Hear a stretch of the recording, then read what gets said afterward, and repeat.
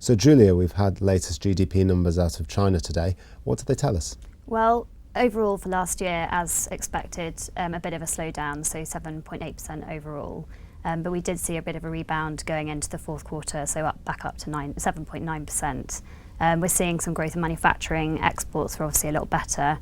This is obviously quite historical, but going into the first quarter, it looks like things are picking up a little bit. So a mixed picture then for the economy overall, but how do you think companies are reacting to this? Well, the strange thing is that you can't see company performance necessarily improving, and at the moment a lot of analysts haven't changed their forecasts for company earnings. So even if growth does recover a little bit, you've still got a lot of overcrowding in lots of sectors. So take sportswear, for example, supermarkets.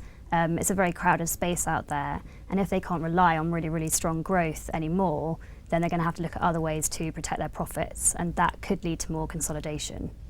So we might see a bit more M&A activity in China over the coming years as the companies look to thin out their crowded sectors. Has this been happening so far, and if not, why have companies been reluctant to consolidate? Well, M&A last year was about $158 billion, which is actually the biggest yet.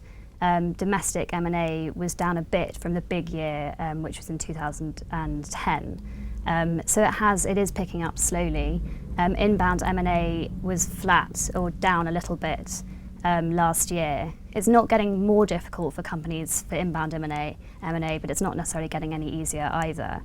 And then there are also challenges within China's own domestic sector, whereby you've got sort of state-owned companies, you've got provincial champions, and it's quite difficult for those companies to want to merge.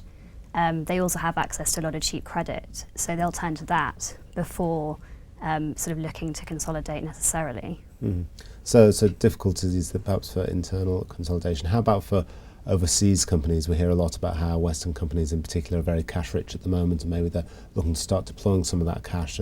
Do they find China an easy place to look for M&A? Well, I think there are challenges. So first of all, finding the right targets can be very difficult. Obviously, there's a lot of due diligence has to be done as well.